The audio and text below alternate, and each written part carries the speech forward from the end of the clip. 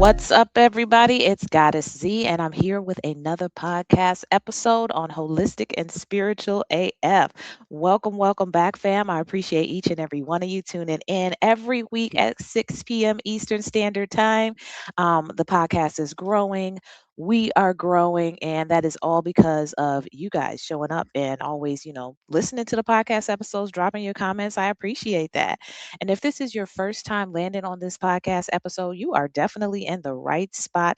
If you like hearing topics such as how to connect with your ancestors, how to activate your divine feminine codes, esoteric wisdom, metaphysics, we talk about all of those sorts of things. Okay. On the first and the third Friday of the month, I have guests come in, share their wisdom, their expertise. And then on the second and the fourth Fridays of the month, I come in with my downloads, my transmissions, just whatever comes through me throughout the week and over the past couple of months. And so, with that being said, make sure you are following me. This podcast is aired on Spotify, Apple Podcasts, Podbean, social, YouTube, pretty much anywhere that podcasts are syndicated. We are out there now, okay? And then, of course, if you want to dive into a little deeper what it is that I do, because a podcast is just an extension of Holistic and Spiritual AF, be sure to check out the website holisticandspiritualaf.com, okay? All this information will be down inside of the description, as well as how you can find me all over social media. Okay, y'all, that's a record. That was a minute and 30 seconds. Okay, I got all that out. Okay, I wish I could like repeat and do that again. All right, so let's go ahead and jump into today's episode. Today is episode 78, Dating as a Divine Feminine. Stop shrinking for partnership. Okay, all right, ladies, we going in on this one because I don't know why I haven't done this one yet. I just was like, going in thinking about some topics that we can actually start to talk about. And I actually pulled together a list, a pretty solid list. Okay, so make sure y'all tune in, okay, because it's definitely gonna be popping on the solo episodes just as much as the partner episodes. All right.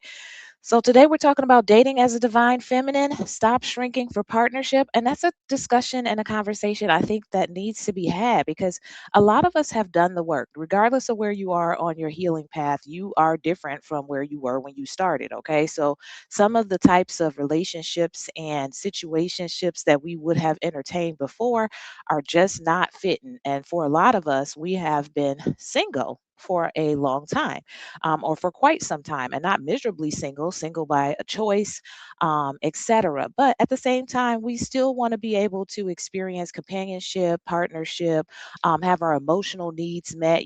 Being a divine feminine does not mean that we don't have those feminine tendencies where we would like a partner that can, fulfill or match or partner with us on that level. So that's why I wanted to do this episode because I wanted to talk about the different aspects of dating as a divine feminine because I don't hear that one too much. Okay. I really don't.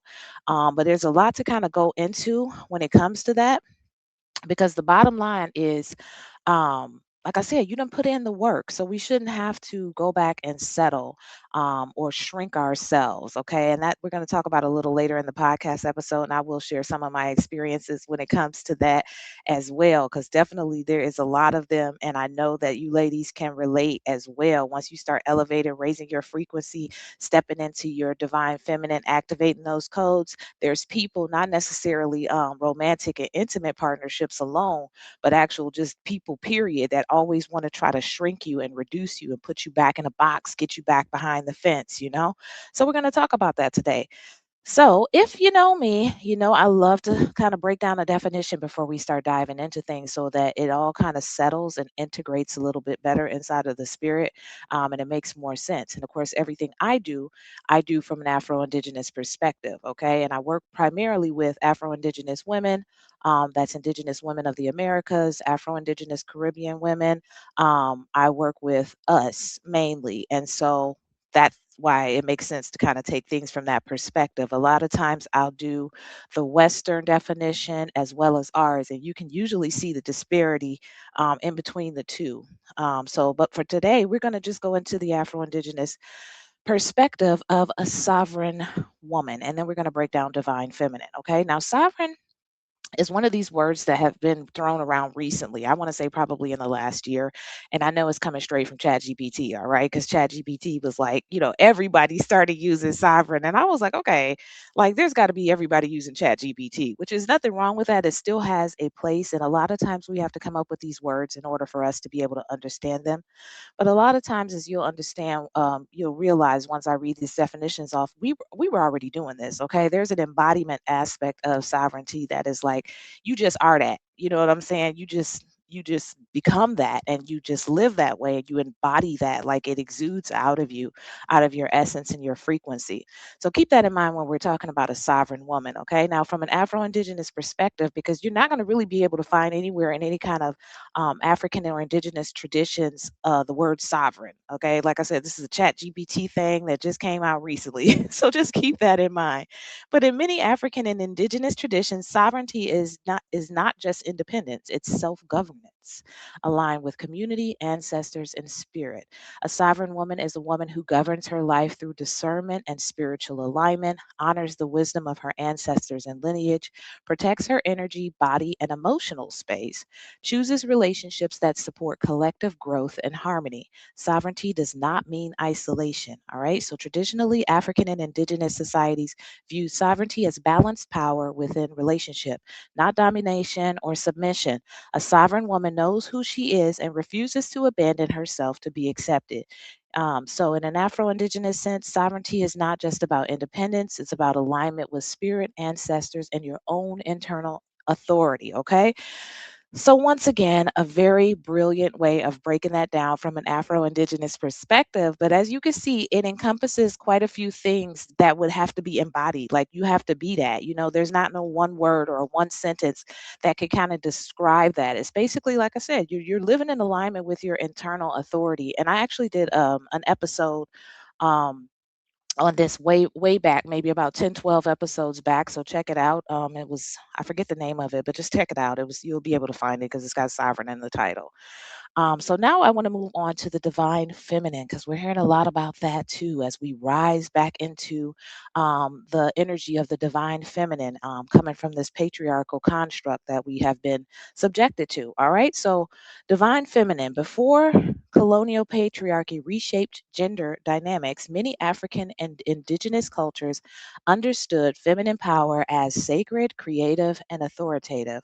The divine feminine represents life giving energy, intuition, and emotional intelligence, nurturing and protection of community, creative and spiritual authority.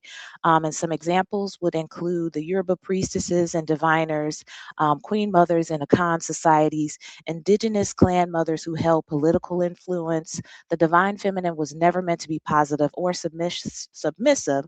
She is receptive but discerning, okay? So the divine feminine is not weak energy. In many ancestral cultures, feminine energy carried spiritual authority, wisdom, and leadership within the community. All right.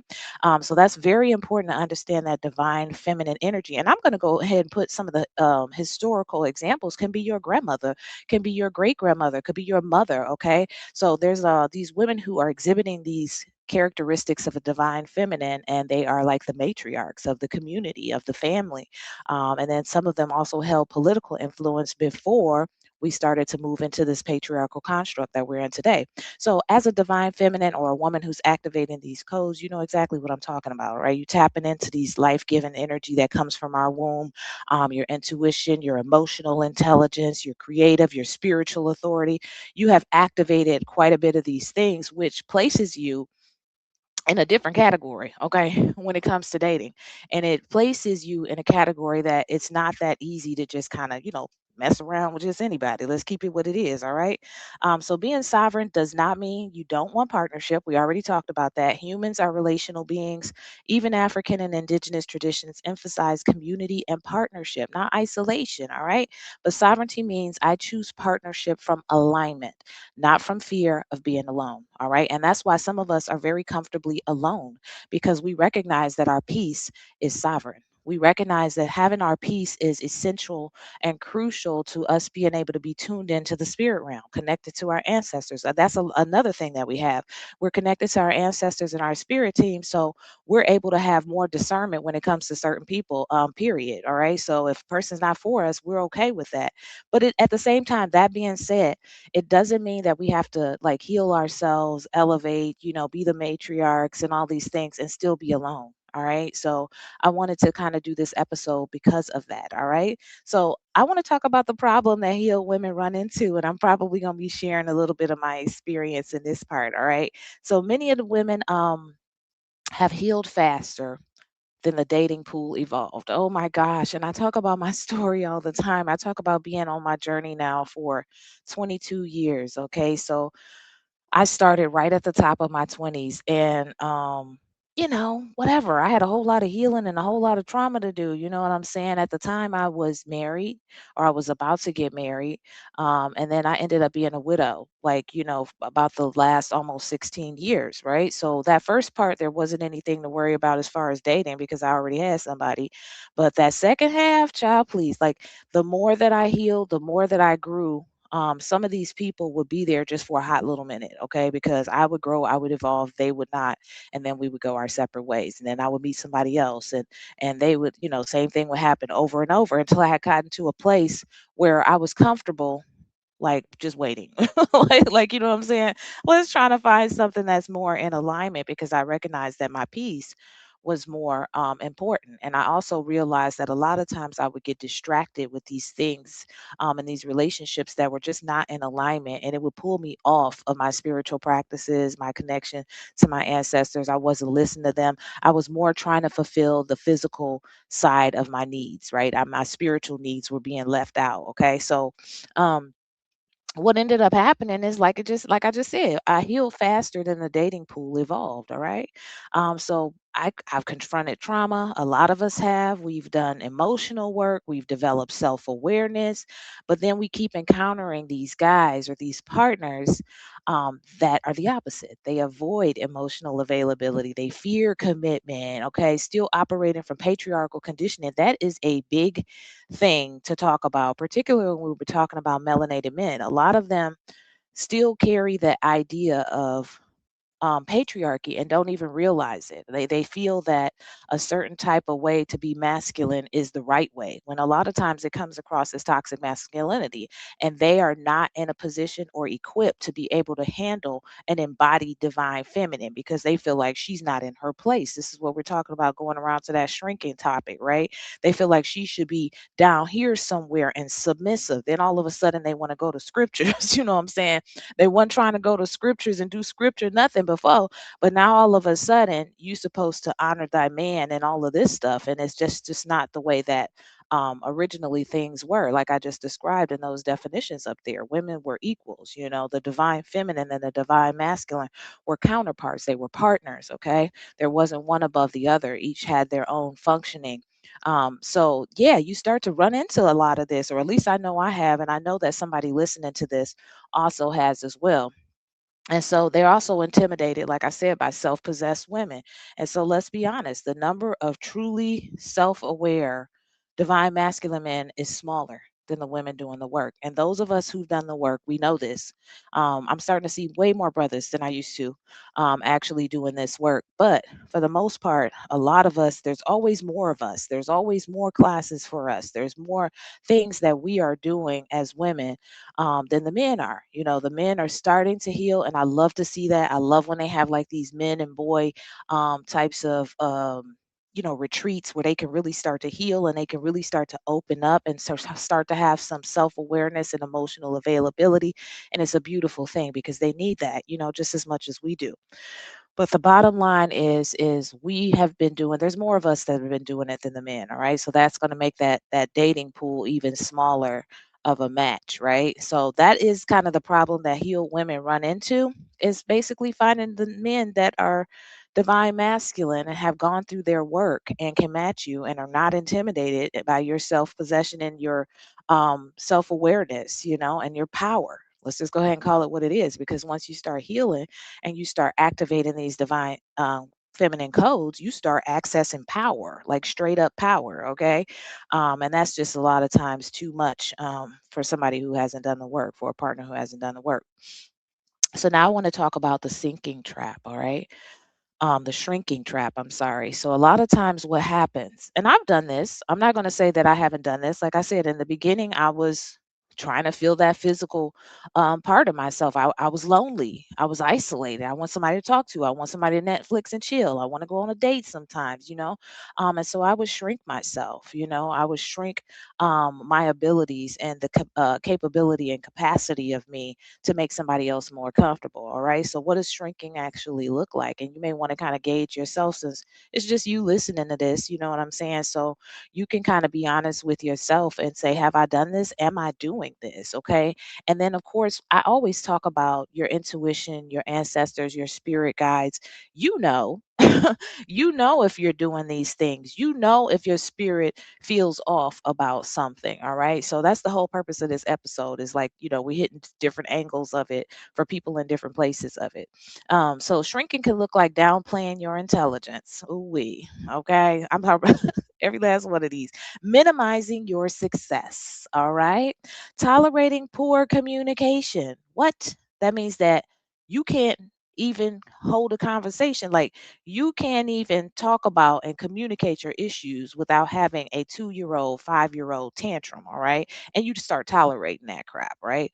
Avoiding expressing needs. That goes back to communication. You should be, a divine masculine should be able to express his needs. Okay. He should be able to communicate his needs in a healthy manner if there's been some healing done.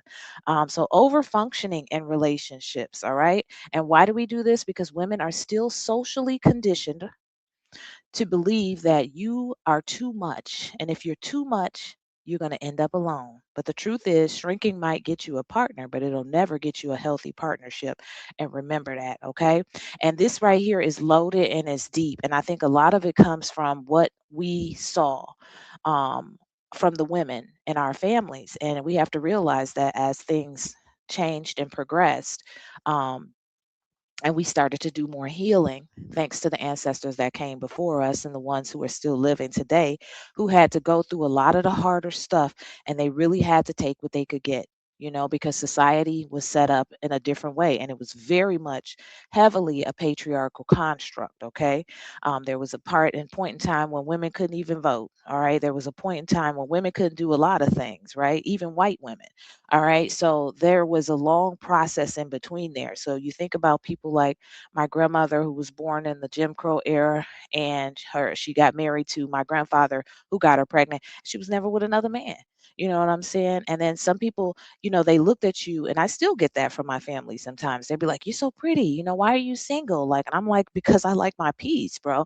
Like, I have heard what you guys have gone through, and it just doesn't seem like it was worth it just to say you got a man, but I have that opportunity today because they went through what they went through and I recognize that. So I don't brag about that, but I let them know that I'm happy and I'm okay, and I'm good where I'm at because what I have is a sense of freedom, and knowledge of self, and me being able to be 100% who I am, the soul returned. And that's something that I couldn't have gotten with a partner who was going to shrink me.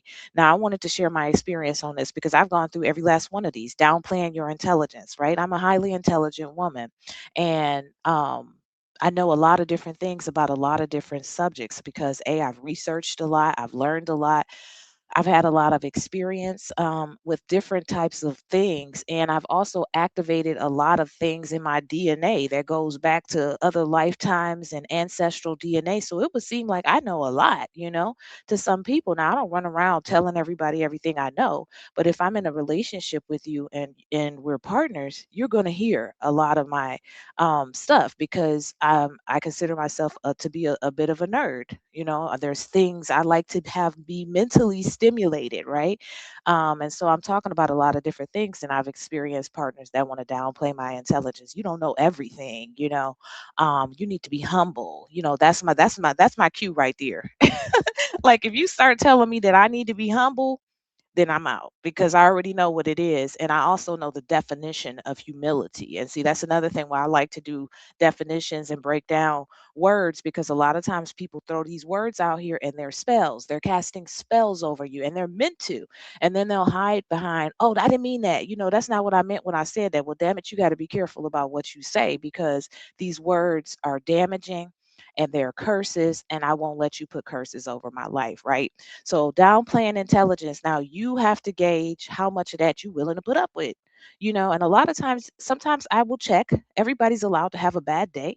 Everybody's allowed to be under a lot of pressure and just be a little irritated and short and snappy. But how often is that happening? And I got to be honest about that too. It's like the first time that happened, how did I feel on the inside? How often is this happening? Is this person getting away with something else? And then next thing you know, coming up with that narcissistic behavior of, what are you talking about? Like, that's not what I meant.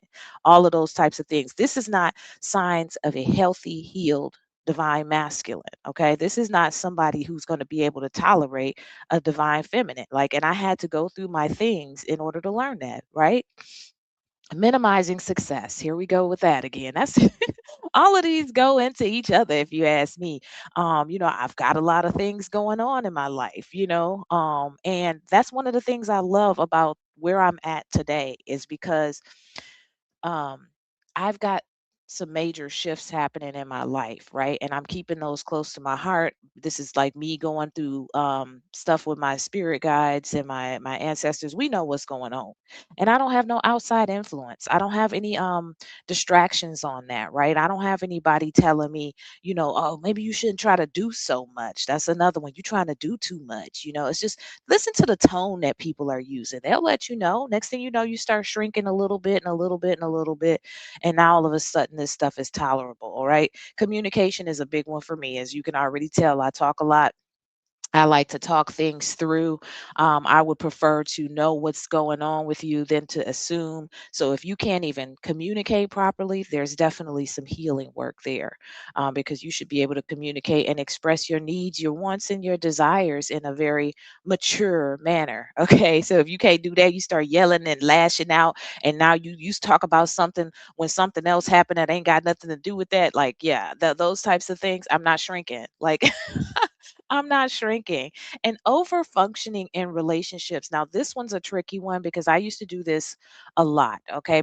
And I realized that that's that matriarchal tendency. That's that tendency that we have to take care of everybody, particularly as Black women in the Americas. With our job, we just used to doing that. We're used to seeing that. We're used to taking care of the kids, taking care of the husband, taking care of the house, taking care of stuff at work, taking care of everything. We will make sure everybody okay. And a lot of times, what can end up happening is we end up over functioning in relationships, not necessarily by doing everything, but also doing a lot of the emotional lifting. All right. So you got somebody who you got to pry information and feelings out of. You got somebody who you got to try to push to be the best they can be, but you're not getting that reciprocation. So it's not an even partnership at that point. And what's happening is you're over functioning. You're over functioning. You're trying to make this relationship work. This other person is just kind of sitting there and just like absorbing and taking and not reciprocating in the energy. That doesn't work for a divine feminine. Now, that may work for somebody else, but I'm telling you, that's going to drain and deplete you of your essence until you have nothing for yourself.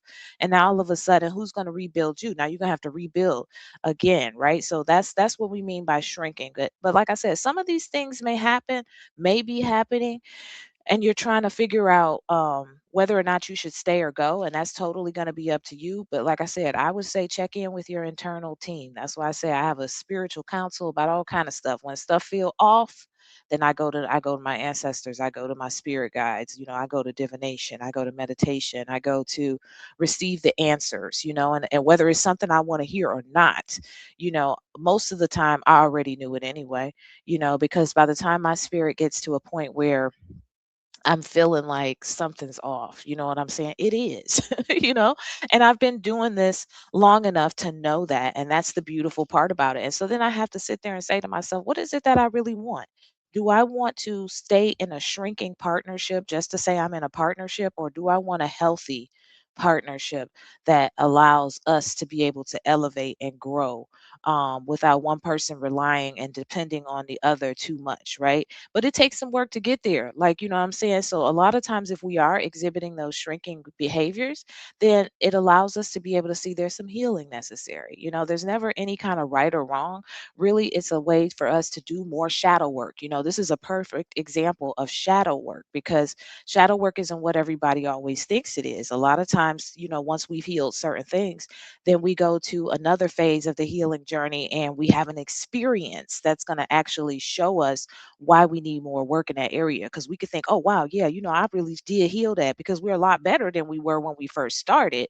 But then there's still remnants and patterns there. And that's where shadow work comes in, and we get to integrate later, you know, what it is that we learn into the next experience, right?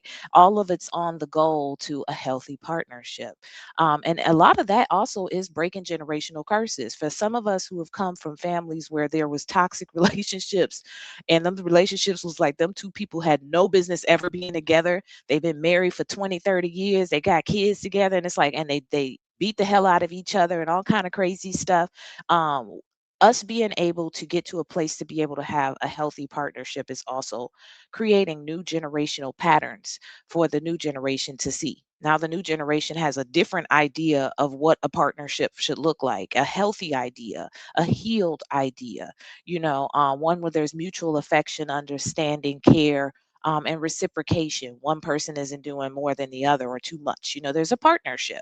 Even if one person does all of this and the other one does all of that, it's still a partnership and it works in their partnership. And so I think that's a big word as well to that should be used is partnership. Just think about that.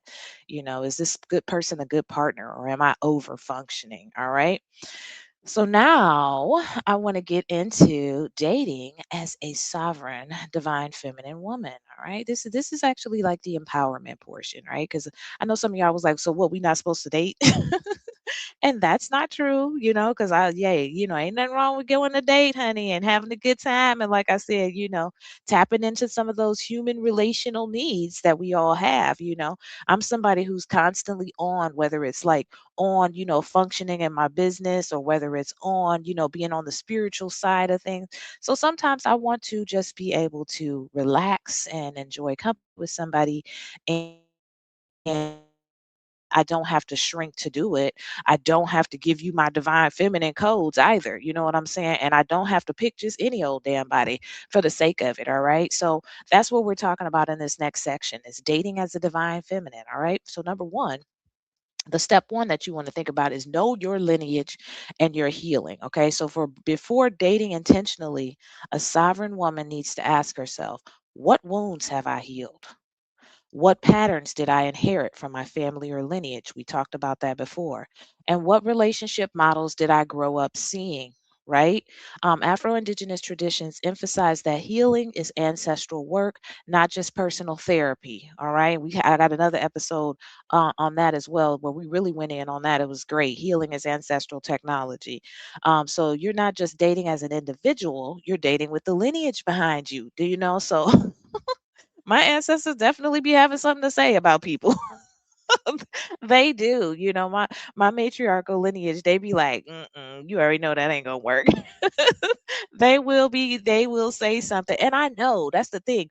It's like I said, having my aunties and my grandmamas there, ushering me and guiding me through life so I don't mess up too much. And like I talk about all the time, most of the time my ancestors are protecting me from me because, I'll go out there and do something reckless, but because I have my lineage, behind me and with me all the time.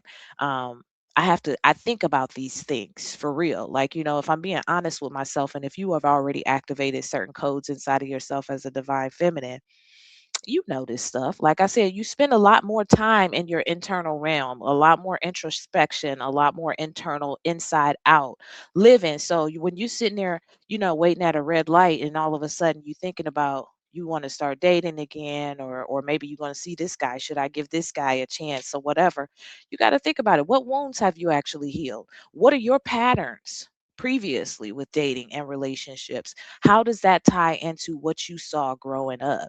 And what patterns did you inherit? The same thing. And then what don't you want? Like, you know what I'm saying? What is it that you know you don't want? Like, one thing I know I don't tolerate, and I think it's directly tied to what I saw, in relationships growing up, is I don't like a whole bunch of arguing. Like, I really don't like that. But like I said, I'm big on communication. You have to be somebody that can communicate. And I'm not even talking about like raising your voice.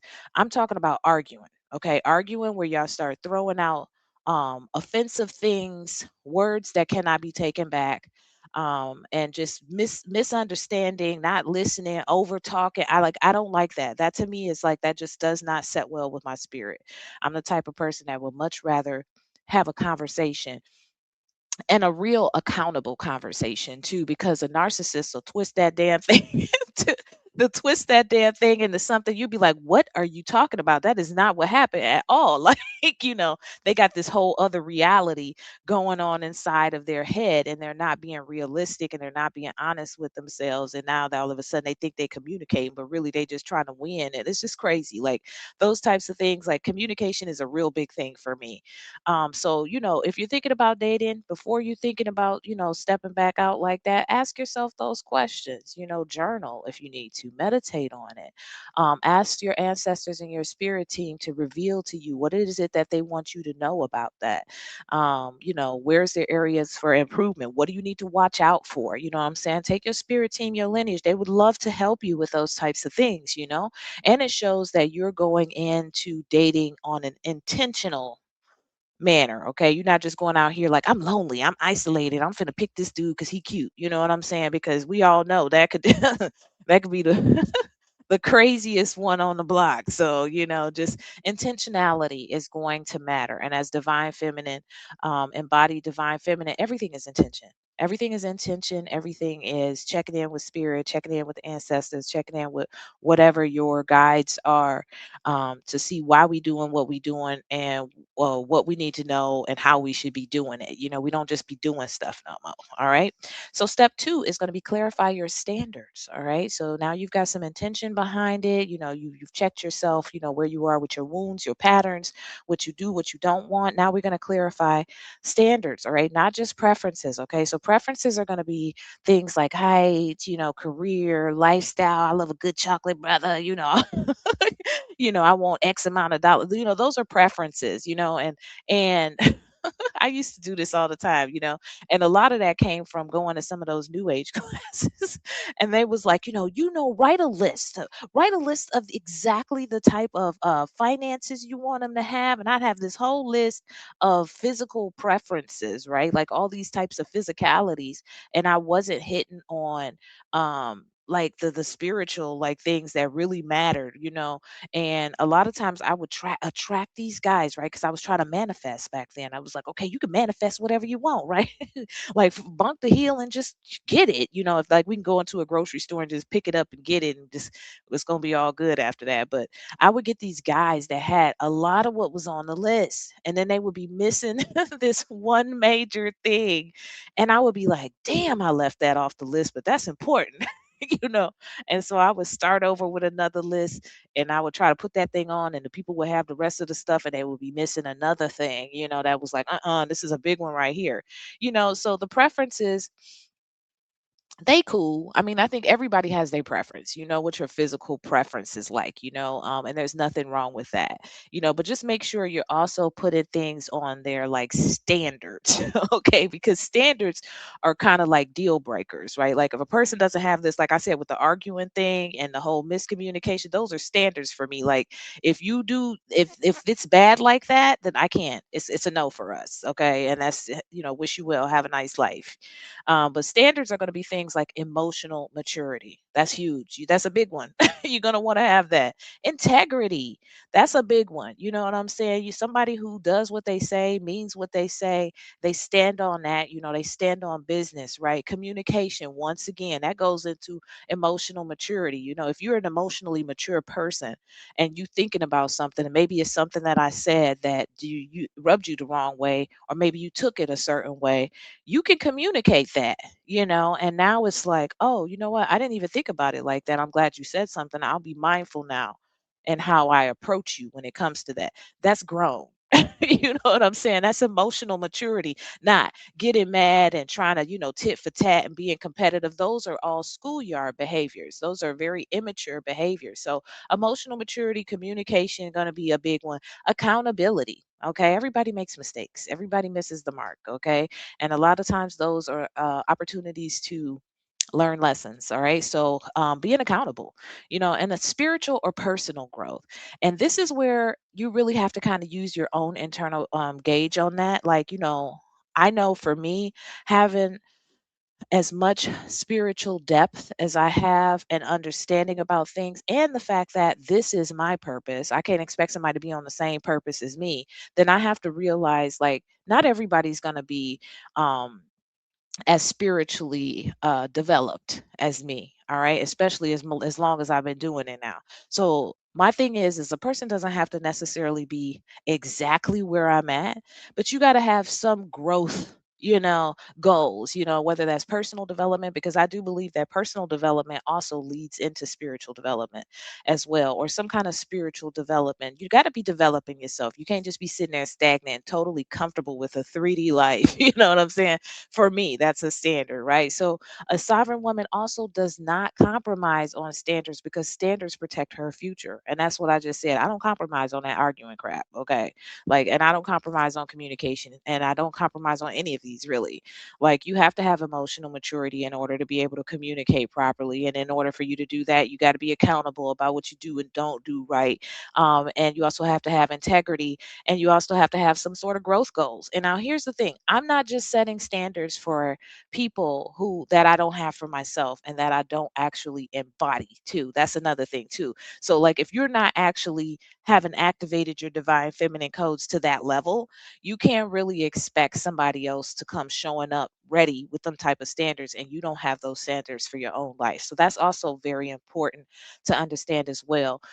As you're going through your standards, you may say, hey, maybe I got some work on that to do. You know what I'm saying? And really start to gauge that, because throughout this process, it's going to be healing. It's going to be like the next frontier of healing. And that's why a lot of times people say, let's just say you do actually get in a damn relationship. Honey, it's going to be so much healing, like, to actually go through now with this other person that you have to partner with. All right. And so for people who have had healthy partnerships that have been long lasting, 40, 50 years, they'll tell you it's work. You know what I'm saying? It's work. Even though they had a healthy partnership, they had to work at it. You know what I'm saying? Because there was different ebbs and flows of it. All right. But for the purposes of this episode, we just talking about dating. We ain't talking about going all the way there. All right. So step 3 is going to be date with discernment, not fantasy. Ooh wee. Because this is huge. It really is. Discernment means watching, okay? So not just what we want, okay? Because like we can go from our preferences, okay? He a fine chocolate brother. He tall. He got a good job. You know what I'm saying? He clean. He got a nice car, etc. And he's got emotional maturity, and all of this. And this is what we want. This is our little wish list. We got here saved over here somewhere. Now we're actually going to be to the dating part. Now we need to make sure that when we're dating, we're using our discernment, which discernment means that we're using our spiritual radar. We're watching for things. We're watching for pink flags. We're watching for red flags, right? We're watching for green flags, we're watching. And then in order to do that, I think that dating is important because you get to know somebody, right? And it allows you to be able to watch the person in many different types of interactions and settings, right? So not just the present, how we put on the front, the first time, we dressed up all nice and smelling super good and looking all perfect and TikTok video ready, but over time, how is this person in different situations? How's this person when they done had a bad day at work? How's this person when somebody done pissed them off? Like, I like to see people mad. Like, I want to see you as mad as hell so I know what that look like. Like, that's me personally because I'm an Aries, I'm a fire sign. So I know, depending on what it is, I don't get nearly as mad as I used to, but it's still in there. You know what I'm saying? Plus, it's a lot of the codes that I carry. You have to really, really do something or it has to really be something to take me to a point of passivity. But it's usually like quick spurts of fire, and it's not going to harm anybody, but still, a person needs to see that so that they don't get scared, because a lot of times it surprises people for the first time, because it's like, oh yeah, like and I'm like, oh yeah, that's me too. But when you're dating, you want to also have discernment, and you want to be watching for certain cues. Like I said, that consists of consistency, actions, how a person handles conflict, like I just said, how they treat other people. That's a big one. That really is a big one.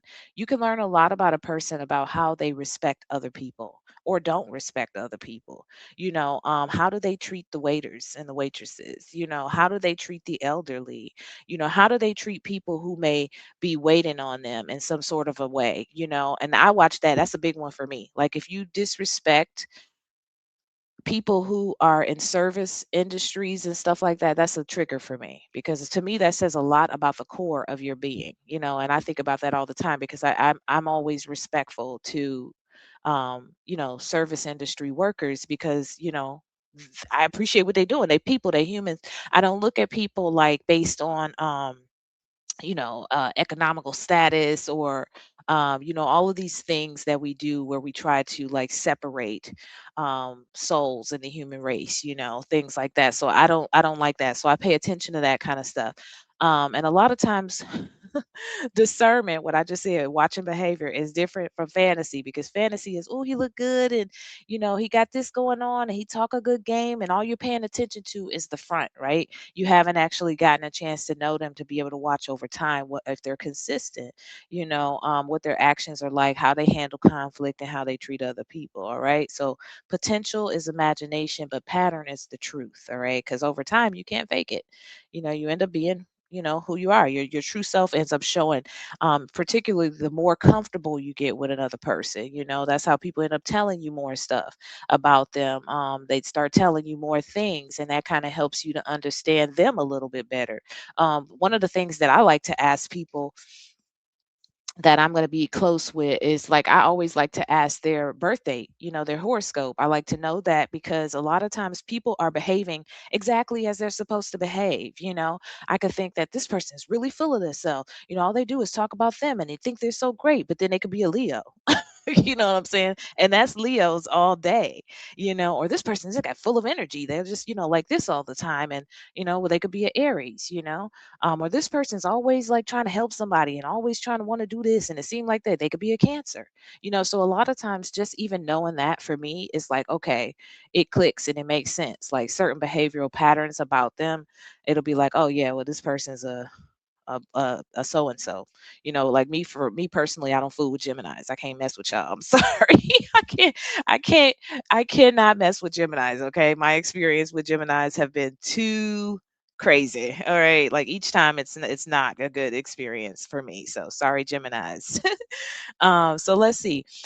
We talked about making sure that when you date, you're dating with discernment and not fantasy. Now we're going to go into the stop over functioning. We talked about that up in the top, but now this is one of the biggest the reason that women actually shrink.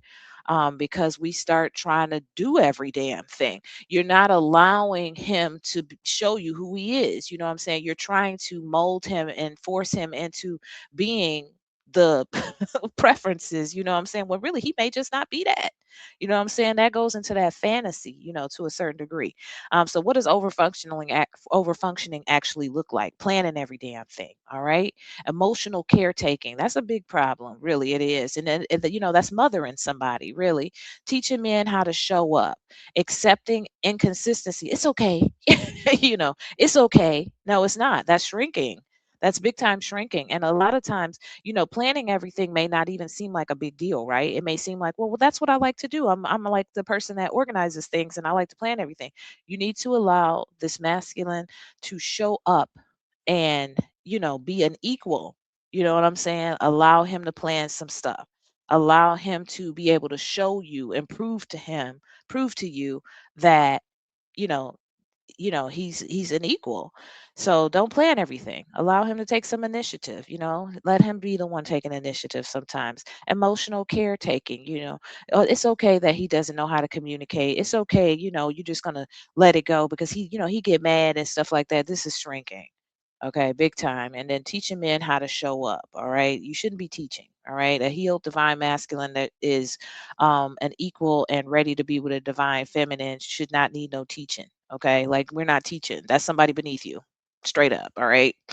Um, and then of course accepting the inconsistencies. Like that's a no.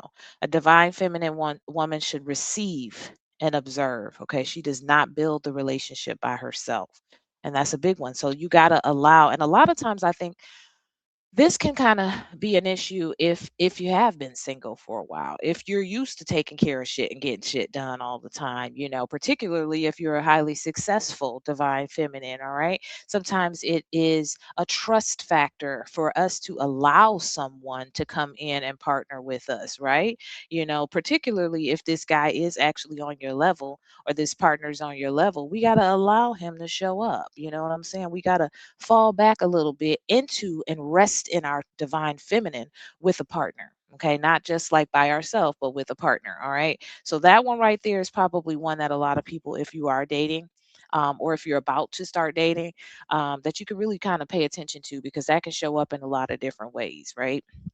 All right, and so number 5 is gonna be let alignment filter the dating pool. This is uncomfortable. It really is because they'll be like, nope, nope, nope. The universe will be like, no, nope, no, almost, no, nah, that ain't gonna work. He got a wife, that kind of shit.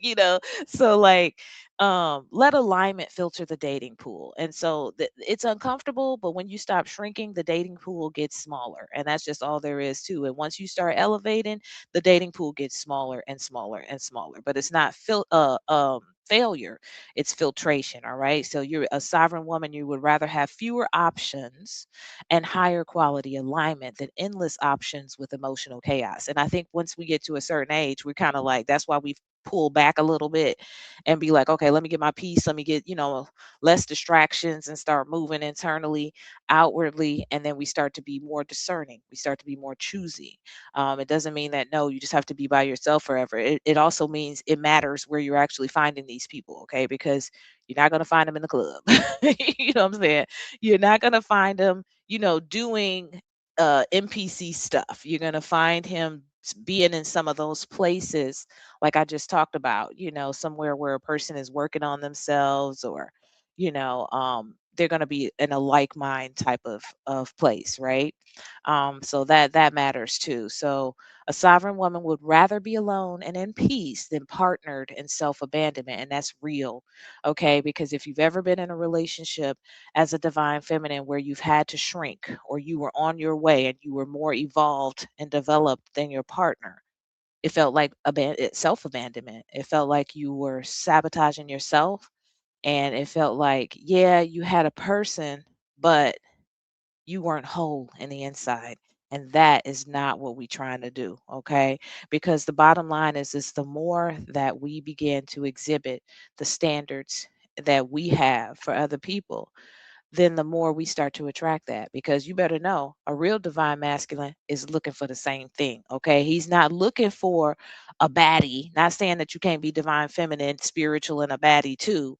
But I'm just saying that he ain't just looking at that. You know what I'm saying? He's not just looking for the physicality. He's also looking for a divine feminine and a partner that embodies these. So if you continue to show up as you are and doing those things and readying yourself, the universe will align a proper match, and that's for sure. Okay. So now let's get to the fun part. You say, okay, now we know ain't nobody getting in no relationship. Right? You like, or at least not no time soon, because depending on where you live at, you may have to travel and shit. But now we want to talk about actually getting your needs met without shrinking, right? Because let's face it, like I said, divine feminine and sovereign women, we have needs too, honey. Not just sexual needs, but we have those too. But we have emotional needs, we have physical needs, intellectual needs, spiritual needs, okay? And the key here is going to be clear communication without apology. Say what you mean what you say. You don't have to be offensive and rude about it, but you should be able to be boundaried and confident in saying it, instead of, oh, I don't want to be difficult. That's not a divine feminine, period. Because sometimes I may have to say something to shake the shit up a little bit. It doesn't mean that it's, like I said, negative or offensive, but it may be something that actually kind of makes you introspective as hell and look at something and be like, ooh, particularly me being a mirror. Like everywhere I go, I make people look at parts of themselves. It's just part of my makeup and who I am, and it's and sometimes it's not comfortable. And so yeah, but there should be able to be some communication there, saying things that I'm looking for a partner who is emotionally available and consistent when you're making that list out. And the right man is going to lean in. Okay. The wrong man will get the hell on because he already know that's too much for me. Like I can go over here and get somebody, another NPC. There's plenty of them. You know what I'm saying? So the both outcomes are alignment. You just have to make sure that when you're getting your needs met, like I said, we're looking at all those things, like being honest about it. Like sex is just sex, okay? Sex is sex. I mean, if that's what we really wanted, then we just be out there going to do that. But as divine feminines, we also recognize once you done activated your codes to a certain point, you can't just be out there sharing energy with everybody. Like, like literally somebody come in there and suck your soul because they don't know, and you've got all this frequency and elevation. So no, we have to be very discerning when it comes to that. But that doesn't mean that we don't have emotional needs, okay? That doesn't mean that we don't want to feel desirable. The physical needs, the intellectual needs, me loving to have a conversation with somebody where we can really vibe and like be multidimensional with it, that's very important to me. I need a break from my corporate stuff, and I need a break from being in the priestess role, and I just want to sit down and have a conversation and chop it up with somebody who can actually go from subject to subject with me and hold their own. I love that, right? Spiritual needs, where I can actually switch the conversation up from intellectual. Now let's get metaphysical. Let's talk about healing. Let's talk about ancestors. Let's talk about Black culture. All of those different things to me are all encompassing. I'm not running the person off. They're not lost in the conversation. They haven't gotten quiet, and they haven't gone back to trying to shrink me and say that, oh, you you don't know everything, you need to be humble. Then that's like, uh-oh, red flag for me, because I'm like, my bad, I thought that this was in alignment. You just showed me it wasn't, right? So just thinking about those things, like, still getting our needs met. And like I said, it doesn't necessarily have to be sexual all the time. It could just be one of those different areas being met that feel that for us. All right. Now I want to talk about the role of the divine masculine. All right. So we talked a lot about the divine feminine, and we talked about many different characteristics of what it is, how you can date, what you should be looking for, how to clarify your standards, make sure you're being discerning and not in fantasy, stop over functioning, making sure that there's alignment there, and getting your needs met without shrinking still, and also separating those out, so it's not just I need to, you know what I'm saying, like the physicality of it. You want to be able to, you do that and some other things too, because that's going to fulfill you more than just the other. But the role of the divine masculine is just as important as the role of the divine feminine, and that also needs to be honored and respected. Now, quite naturally, I work with the divine feminines, and I work with women who are growing towards that. So I don't talk a lot about the divine masculine, but I did want to talk a little bit about that today, because the divine masculine and them being a counterpart to the divine feminine, is their job is to bring balance, okay? Their men are doing the work, right? And the men are also healing. Like I said, they're healing their father wounds, they're healing societal pressure that they have had to endure, emotional suppression that they've had to gotta be strong. You know what I'm saying? You can't show no weakness, you can't cry, all of this patriarchal construct. They are now starting to be able to heal those things, and release a lot of those the suppression, because a lot of that emotional immaturity, that's what that is, especially when you're dealing with somebody who, like I said, they don't know how to communicate. They just flip out and have a 2 5-year-old tantrum. That's because of their emotions have been suppressed all the way to about whatever age they act in. Okay, so if they're acting like a 10-year-old boy, then chances are they started stuffing their emotions down at 10. And now you're looking at 45-year-old, 40-year-old man. And yeah, he don't know how to communicate. He doesn't know how to express himself because there's been no healing there. So these divine masculines have healed this or are healing this, all right? And their job is to be the protectors. Okay, so when we talked about the protector and provider, that got really twisted up in the patriarchal construct of colonialism and capitalism, where we assumed that meant that you had to have the best job, that you had to buy her a house and things like that. And there's nothing wrong with those things. But when we take it from a spiritual perspective, if we talk about the divine feminine being the one who's the oracle, she's the intuitive one, she's the creative one, the divine masculine is the protector and provider of her. Okay, so what he's allowing her to do in the spiritual realm is he's allowing her to be safe to go ahead and do all of that. And if you want to take it from a metaphysical perspective, the divine feminine, she masters and governs and controls the spiritual realm. Okay, so that's going to be your oracle, that's going to be your connection to your ancestors, your medium, your channel, the one who wakes up and knows what to do and then tells the divine masculine. Now, the divine masculine's role is he governs the conscious realm. Okay, so the subconscious and the conscious, right? And so the two of them partner together very well, because I can come and I can have this idea and it should be manifest, and I know which way we should do it and how we should do it. He's the one that actually brings it to form in the physical reality. So that's where the partnership comes from with the divine masculine and the divine feminine, because no one is higher or lower than the other. Okay, they both partner together and you need both, right?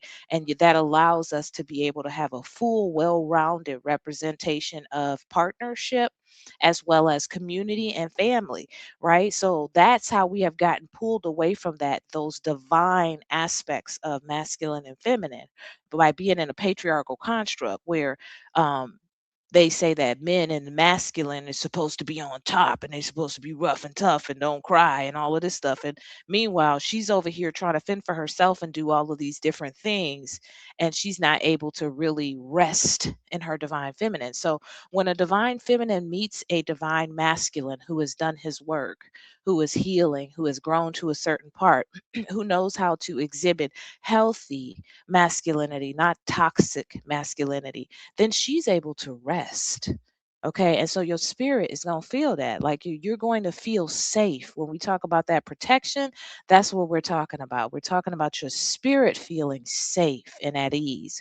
But if a divine feminine does not feel that, then we're going to still be keeping our masculine up. Okay. Like we're going to still have to keep our masculine up, because why? Because we need protection.